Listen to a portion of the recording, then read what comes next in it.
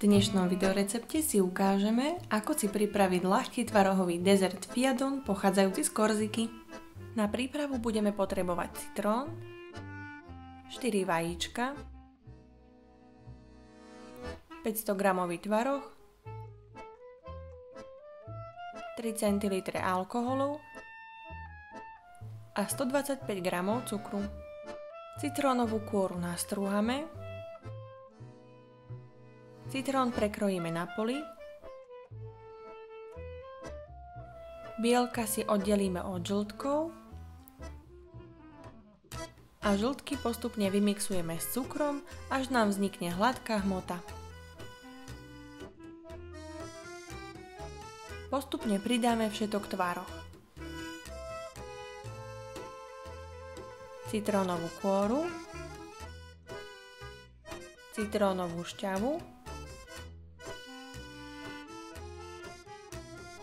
a alkohol.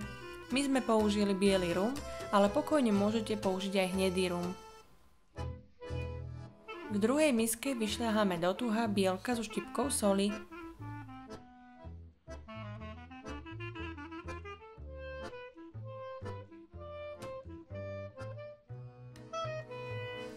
Do vyšľahaných bielok potom jemne zamiešame zmes so žltkou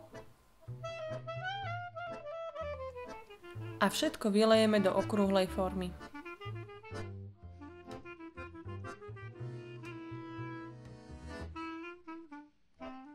Pečieme v rúre vyhriatej na 180 stupňov približne 40 minút, kým vrch dezertu pekne nestmavne.